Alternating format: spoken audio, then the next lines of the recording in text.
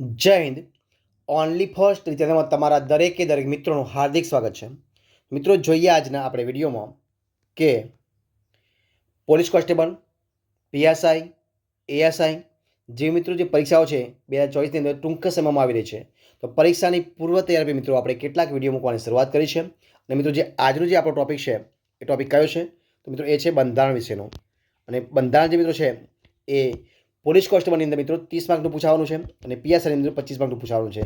અને આપણે દરેક જે મિત્રો ટોપિક છે દરેક વિડીયોની મિત્રો 30 જે મિત્રો એમસીક્યુ પ્રકારના પ્રશ્નો મિત્રો મૂકીએ છીએ. કયા પ્રશ્નો? એમસીક્યુ પ્રકારના પ્રશ્નો મૂક્યો છે. અને એ પ્રશ્નો આગળની ઘણી બધી પરીક્ષામાં પૂછાઈ ચૂકેલા પ્રશ્નો છે. વેરી મોસ્ટ ટાઈમી પ્રશ્નો છે, તો વિડીયો પૂરેપૂરો જોજો. અને આજનો જે મિત્રો આપણો વિડીયો છે ભાગ નંબર કયો છે? ભાગ નંબર 15 છે, વિડીયો નંબર 15 છે, તો વિડીયો પૂરેપૂરો જોજો. શરૂઆત કરીએ આપણે વિડીયોની. જોઈએ પ્રશ્ન એક તમારી સમક્ષ. આજનો પ્રશ્ન જો શું છે કે માનવ હકોની પ્રશ્ન છે કે માનવ હકોની વૈશ્વિક ઘોષણાને કોણે સ્વીકૃતિ આપી હતી? તો ચાર ઓપ્શન છે મિત્રો, જવાબ શું આવશે? તો માનવ હકોની વૈશ્વિક ઘોષણાને સ્વીકૃતિ આપી હતી સંયુક્ત રાષ્ટ્રે. ઓપ્શન એ જવાબ બનશે. ઓપ્શન સી જવાબ બનશે સંયુક્ત રાષ્ટ્ર. ઓપ્શન સી જવાબ બનશે સંયુક્ત રાષ્ટ્ર. ઓપ્શન સી જવાબ. પ્રશ્ન આપણે આગળ ચર્ચા કરીશું. પ્રશ્ન કે લોકસભાનું સંચાલન કોણ કરે છે? તો લોકસભાનું સંચાલન કરે છે ઓપ્શન એ જવાબ બનશે સ્પીકર. કોણ કરે છે? સ્પીકર. ઓપ્શન એ જવાબ બનશે સ્પીકર. પ્રશ્ન આપણે આગળ ચર્ચા કરીએ. શું છે પ્રશ્ન કે સર્વોચ્ચ અદાલતના ન્યાયાધીશને કોણ નિમે છે મિત્રો? તો સર્વોચ્ચ અદાલતના ન્યાયાધીશને નિમે છે રાષ્ટ્રપતિની નિમણૂક કરે છે. રાષ્ટ્રપતિ એમની નિમણૂક કરે છે. ઓપ્શન બી જવાબ આવશે રાષ્ટ્રપતિ. ઓપ્શન બી જવાબ. પ્રશ્ન આગળ જોઈએ આપણે કે વિધાન પરિષદનો શું છે પ્રશ્ન? વિધાન પરિષદનો સભ્ય બનવા માટે ઉમેદવારની ઉંમર ઓછામાં ઓછી કેટલી હોવી જોઈએ? તો વિધાન પરિષદનો સભ્ય બનવા માટે ઉમેદવારની ઉંમર ઓછામાં ઓછી હોવી જોઈએ 30 વર્ષ. કેટલી હોવી જોઈએ? ઓછામાં ઓછી 30 વર્ષ હોવી જોઈએ. જવાબ આવશે ઓપ્શન સી 30 વર્ષ. પ્રશ્ન આપણે આગળ ચર્ચા કરીએ કે આપણા દેશની જે છે એ લોકશાહી વ્યવસ્થાપનનો પાયાનો એકમ કયો છે? તો એ છે મિત્રો ગ્રામ પંચાયત. પાયાનો એકમ છે ગ્રામ પંચાયત છે. લોકશાહી વ્યવસ્થાપનનો પાયાનો એકમ છે ગ્રામ પંચાયત. જવાબ આવશે ઓપ્શન સી ગ્રામ પંચાયત. પ્રશ્ન આપણે આગળ ચર્ચા કરીએ કે સંઘ આયોગની બાબતમાં વિનિમયો કરવાની સત્તા કોને આપવામાં આવેલી છે? અને આ પ્રશ્ન જીપીએસસી ક્લાસ 2 તારીખ 12/2/2017 રોજ પરીક્ષા લેવાઈ હતી એમાં પૂછાયેલો પ્રશ્ન છે. તો સંઘ આયોગની બાબતમાં વિનિમયો કરવાની સત્તા એ માનનીય રાષ્ટ્રપતિશ્રીની પાસે છે. કોની પાસે છે? માનનીય રાષ્ટ્રપતિશ્રી. જવાબ આવશે ઓપ્શન સી માનનીય રાષ્ટ્રપતિ. ઓપ્શન સી જવાબ. પ્રશ્ન જોઈએ આગળ ચર્ચા કરીએ આપણે. શું પ્રશ્ન છે કે નીચેના પૈકી કયો માર્ગદર્શક સિદ્ધાંતોનો ઉદ્દેશ નથી પૂછ્યું છે? તો જીપીએસસી સોશિયલ વેલફેર ઓફિસર 1/1/2017 રોજ પરીક્ષા લેવાઈ હતી એમાં પૂછાયેલો પ્રશ્ન છે. તો મિત્રો માર્ગદર્શક સિદ્ધાંતોની અંદર કયો ઉદ્દેશ નથી? તો ધાર્મિક રાજ્યની સ્થાપના કરવી એ ઉદ્દેશ છે નહીં. કે ધાર્મિક રાજ્યની સ્થાપના કરવી એ ઉદ્દેશ નથી. તો જવાબ બનશે ઓપ્શન બી જવાબ બનશે. અને કલ્યાણની સ્થાપના કરવી એ ઉદ્દેશ છે. સામાજિક આર્થિક ન્યાય પણ ઉદ્દેશ છે. અને બિન સાંપ્રદાયિક રાજ્યની સ્થાપના કરવી એ પણ ઉદ્દેશ છે. પરંતુ નથી પૂછ્યું છે એટલે શું આવશે? ધાર્મિક રાજ્યની સ્થાપના કરવી એ માર્ગદર્શક સિદ્ધાંતોનો ઉદ્દેશ નથી. ઓપ્શન બી જવાબ બનશે. પ્રશ્ન પર ચર્ચા કરીએ કે સંસદનું કયું ગૃહ કાયમી ગૃહ છે? તો મિત્રો સંસદનું જે રાજ્યસભા છે એ સંસદનું રાજ્યસભા ગૃહ કાયમી ગૃહ છે. ઓપ્શન બી જવાબ આવશે કાયમી ગૃહ છે રાજ્યસભા. ઓપ્શન બી જવાબ. પ્રશ્ન આગળ જોઈએ આપણે કે ભારતમાં નાગરિકોને કેટલી ઉંમરે મતદાન અધિકાર મળે છે? ભારતમાં જે નાગરિકો છે તો નાગરિકોને કેટલી ઉંમરે મતાધિકાર મળે છે? તો ભારતમાં નાગરિકોને 18 વર્ષ જ્યારે થઈ જાય એટલે એમને મત આપવાનો અધિકાર બની જાય. જવાબ આવશે ઓપ્શન સી 18 વર્ષ. પ્રશ્ન આપણે આગળ ચર્ચા કરીએ. જો શું છે પ્રશ્ન છે કે લોકસભામાં જો બજેટ નામંજૂર થાય તો જીપીએસસી મહિલા અને બાળ વિકાસ 29/1/2017 રોજ પરીક્ષા લેવાય તેમાં પૂછાયેલો પ્રશ્ન છે કે લોકસભામાં જો બજેટ નામંજૂર થાય તો શું થાય? તો વડાપ્રધાન શ્રી મંડળનું રાજીનામું આપે છે. શું થાય? વડાપ્રધાન શ્રી મંત્રીમંડળનું રાજીનામું આપે છે. ઓપ્શન ડી જવાબ બનશે. ઓપ્શન ડી જવાબ બનશે. શું બનશે? કે વડાપ્રધાન શ્રી મંત્રીમંડળનું રાજીનામું આપે છે. ઓપ્શન ડી જવાબ બનશે. પ્રશ્ન આપણે આગળ ચર્ચા કરીએ. શું છે પ્રશ્ન કે રાજ્ય જાહેર સેવા આયોગના સભ્યને તેઓના પદથી દૂર કરવાની સત્તા ભારતના સંવિધાન હેઠળ કોને છે? અને કોમર્શિયલ ટેક્સ ઇન્સ્પેક્ટર પેપર 2ની અંદર તારીખ 28/5/2017 જે પછી લેવાય તેમાં પૂછાયેલો પ્રશ્ન છે.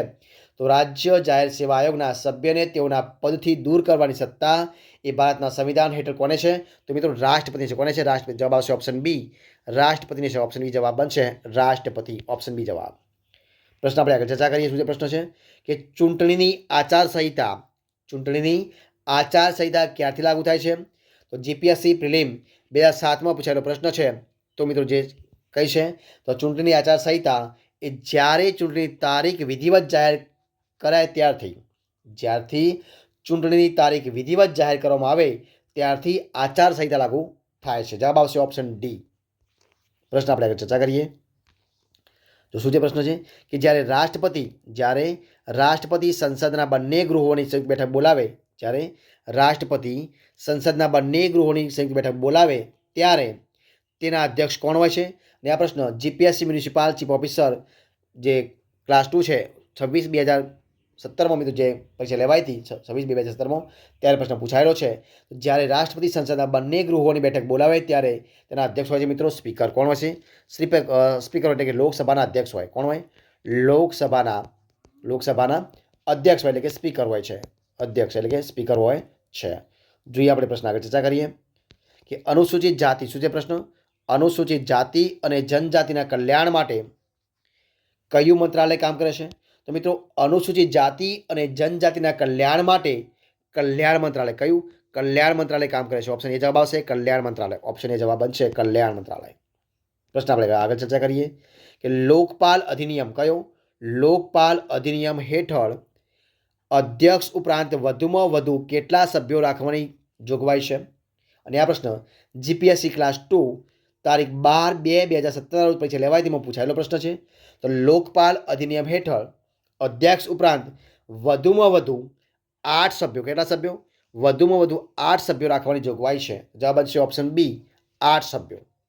પ્રશ્ન આપણે આગળ ચર્ચા કરીએ કે સંસદના કોઈપણ ગૃહની બેઠક રચવા માટે ભારતના બંધારણે અનુસાર કોરમ શું હોવું જોઈએ? અને આ પ્રશ્ન જીપીએસસી મ્યુનિસિપલ ચીફ ઓફિસર 26/2017 જે પરીક્ષા લેવાથી પૂછાયેલો પ્રશ્ન છે એમાં. તો સંસદના કોઈપણ ગૃહની બેઠક રચવા માટે ભારતના બંધારણે અનુસાર ગૃહના કુલ સભ્યોનો 1/2 ભાગ, કેટલા? 1/2 ભાગ એટલે કે 1/2 ભાગ એ કોરમ અનુસાર હોવું જોઈએ. તો જવાબ શું આવશે? ઓપ્શન ડી, ગૃહના કુલ સભ્યોનો 1/2 ભાગ હોવા જોઈએ. ઓપ્શન ડી જવાબ બનશે. જે પ્રશ્ન આપણે આગળ ચર્ચા કરીએ કે ભારતીય નાગરિકને મત આપવાનો અધિકાર બંધારણ હેઠળ એ મિત્રો શું છે?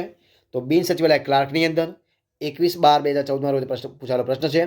તો ભારતીય નાગરિકને મત આપવાનો અધિકાર બંધારણ હેઠળ એ શું છે? તો એ છે મિત્રો રાજકીય અધિકાર છે. કેવો અધિકાર છે? રાજકીય અધિકાર છે. જવાબ આવશે ઓપ્શન સી, રાજકીય અધિકાર છે. ઓપ્શન સી જવાબ બનશે. પ્રશ્ન આપણે આગળ ચર્ચા કરીએ. શું છે પ્રશ્ન? તો જોઈએ કે ભારતની બીજી સહાયક રાજભાષા કઈ છે? તો ભારતની બીજી સહાયક રાજભાષા છે અંગ્રેજી. ઓપ્શન એ જવાબ આવશે અંગ્રેજી. ઓપ્શન એ જવાબ. જે પ્રશ્ન આપણે આગળ ચર્ચા કરીએ કે બંધારણીય ઇલાજોના અધિકારને બંધારણના આત્મા સમાન કોણ ગણે છે? તો બંધારણીય ઇલાજોના અધિકારને બંધારણના આત્મા સમાન ગણે છે ડૉક્ટર બાબા સાહેબ આંબેડકર. એટલે કે ડૉક્ટર બાબા સાહેબ આંબેડકર એટલે ભીમરાવ આંબેડકર ગણે છે. ઓપ્શન સી જવાબ આવશે doctor Baba Saheb Ambedkar. Option C જવાબ. પ્રશ્ન આપણે આગળ ચર્ચા કરીએ કે લોકસભાના ઉમેદવાર માટે ચૂંટણી પંચની ખર્ચ મર્યાદા કેટલી છે? તો લોકસભાના ઉમેદવાર માટે ચૂંટણી પંચની ખર્ચ મર્યાદા છે 70 લાખ રૂપિયા. કેટલી છે? 70 લાખ રૂપિયા. ઓપ્શન બી જવાબ આવશે 70 લાખ રૂપિયા. જોઈએ પ્રશ્ન આપણે આગળ ચર્ચા કરીએ. શું છે પ્રશ્ન? તો કે ભારતના પ્રથમ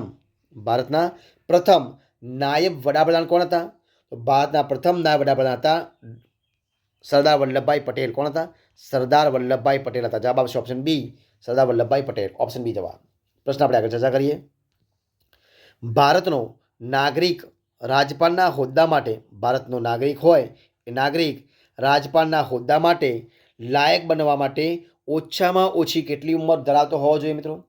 તો ભારતનો નાગરિક હોય રાજપાલના હોદ્દા માટે એને લાયક બનવા માટે ઓછામાં જો એની ઉંમર જોતી હોય તો એ ઉંમર હોય છે 35 વર્ષ. કેટલી વર્ષ હોવી જોઈએ? 35 ઉંમર હોવી જોઈએ. જવાબ આવશે ઓપ્શન ડી 35 વર્ષ. પ્રશ્ન આપણે આગળ ચર્ચા કરીએ આપણે કયા દિવસને પ્રજાસત્તાક દિન તરીકે ઉજવીએ છીએ? તો આપણે 26મી જાન્યુઆરીને 26મી જાન્યુઆરીને પ્રજાસત્તાક દિવસ તરીકે ઉજવીએ છીએ અને 15મી ઓગસ્ટને સ્વતંત્રતા દિવસ તરીકે ઉજવીએ છીએ. 15મી ઓગસ્ટ છે, 15મી ઓગસ્ટને આપણે સ્વતંત્રતા દિવસ તરીકે ઉજવીએ છીએ અને 26મી જાન્યુઆરી છે એને પ્રજાસત્તાક દિવસ તરીકે ઉજવીએ છીએ. તો જવાબ આવશે ઓપ્શન એ 26મી જાન્યુઆરી. પ્રશ્ન આપણે આગળ ચર્ચા કરીએ કે રાજ્ય કક્ષાએ કયું ગૃહ કાયમી છે? રાજ્ય કક્ષાએ કઈ ગૃહ કાયમી છે? તો વિધાન પરિષદ. કયું છે? વિધાન પરિષદ. અને દેશ કક્ષાએ મિત્રો પૂછાય તો કઈ આવશે? રાજ્યસભા. કઈ આવશે? રાજ્યસભા એ કાયમી ગૃહ છે દેશ લેવલે. અને રાજ્ય કક્ષાએ પૂછ્યું હોય તો વિધાન પરિષદ આવશે. ઓપ્શન એ જવાબ હશે વિધાન પરિષદ. જોઈએ પ્રશ્ન આપણે આગળ કે ભારતના રાષ્ટ્રપતિ કોણ? ભારતના રાષ્ટ્રપતિ વિરુદ્ધ મહાઆરોપની કાર્યરીતિ કોણે શરૂ કરી છે? એટલે કે કોણ શરૂ કરી શકે? અને આ પ્રશ્ન જીપીએસસી મ્યુનિસિપલ ચીફ ઓફિસર 26/2/2017 રોજ મિત્રો પછી લેવાદીમાં પૂછાયેલો પ્રશ્ન છે. તો ભારતના રાષ્ટ્રપતિ વિરુદ્ધ મહાઆરોપની કાર્યરીતિ એ સંસદના બેમાંથી કોઈ પણ એક ગૃહ એની શરૂઆત કરી શકે છે. ઓપ્શન સી જવાબ આવશે. પ્રશ્ન આપણે આગળ ચર્ચા કરીએ કે મફત કાનૂની સહાયનો ઉલ્લેખ બંધારણમાં કયો કરવામાં આવ્યો છે? અને આ પ્રશ્ન જીપીએસસી ક્લાસ 1 તારીખ 15/1/2017 રોજ પછી લેવાય એમાં કરવામાં આવેલો છે. અને આ પ્રશ્ન શું કહે કે મફત અને કાનૂની સહાયનો ઉલ્લેખ બંધારણમાં માર્ગદર્શક સિદ્ધાંતોમાં કરવામાં આવેલો છે. જવાબ આવશે ઓપ્શન સી માર્ગદર્શક સિદ્ધાંતો. ઓપ્શન સી જવાબ બનશે. પ્રશ્ન આપણે આગળ ચર્ચા કરીએ કે વિધાનસભાનો સભ્ય બનવા માટે ઓછામાં ઓછી ઉંમર કેટલી હોવી જોઈએ મિત્રો? તો વિધાનસભાનો સભ્ય બનવા માટે ઓછામાં ઓછી ઉંમર હોવી જોઈએ 25 વર્ષ. કેટલી હોવી જોઈએ? 25 વર્ષ હોવી જોઈએ. તો જવાબ બનશે ઓપ્શન બી 25 વર્ષ. પ્રશ્ન આપણે આગળ ચર્ચા કરીએ. શું છે પ્રશ્ન કે બંધારણની ખરડા સમિતિના અધ્યક્ષ કોણ હતા? તો બંધારણની ખરડા સમિતિના અધ્યક્ષતા doctor Baba Saheb Ambedkar. Option C જવાબ આવશે doctor Baba Saheb Ambedkar. Option C જવાબ. પ્રશ્ન આપણે આગળ ચર્ચા કરીએ. શું છે પ્રશ્ન કે નીચે આપેલ અધિકાર ક્ષેત્રોમાંથી વડી અદાલતના અધિકાર ક્ષેત્રોના આપણે પસંદ કરવા છે. જો 3 ઓપ્શન આપે જવાબ શું આવશે? તો શું આવશે જોઈએ પ્રશ્ન આપણે અહીંયા આખું સમાવી દઈએ. તો કે નીચે આપેલા અધિકાર ક્ષેત્રોમાંથી વડી અદાલતના અધિકાર ક્ષેત્રો આપણે પસંદ કરવા છે. જો 3 આપ્યા છે મૂળભૂત અધિકાર ક્ષેત્ર, વિવાદી એટલે કે અપીલી અધિકાર ક્ષેત્ર અને વહીવટી. શું આવશે મિત્રો? વહીવટી પરંતુ શું આવશે? વહીવટી આવશે. આ રીતે લખાશે વહીવટી અધિકાર ક્ષેત્ર. તો એમાં શું આવશે મિત્રો? 1, 2, 3 એટલે કે ઓપ્શન ડી જવાબ આવશે. તમામ સાચા છે. બરોબર છે. જોઈએ પ્રશ્ન આપણે આગળ અને આ વિડીયો છેલ્લો પ્રશ્ન તો શું છે કે ભારતના બંધારણમાં 42માં સુધારો ક્યારથી અમલી બનેલ છે? અને આ પ્રશ્ન જીપીએસસી મહિલા અને બાળ વિકાસ 29/1/2017 રોજ પરીક્ષા લેવાઈ હતી એમાં પૂછાયેલો પ્રશ્ન છે. તો ભારતના બંધારણમાં 42મો સુધારો એ તારીખ 3 જાન્યુઆરી 1977 ક્યારે? 3 જાન્યુઆરી 1977ના રોજ એ અમલી બનેલ છે. એટલે કે જવાબ આવશે ઓપ્શન બી 3 જાન્યુઆરી 1977. તો મિત્રો અહીંયા આપણે આજે 30 પ્રશ્નનો મિત્રો વિડીયો છે આપણે સંપૂર્ણપણે પૂરો કરીએ છીએ.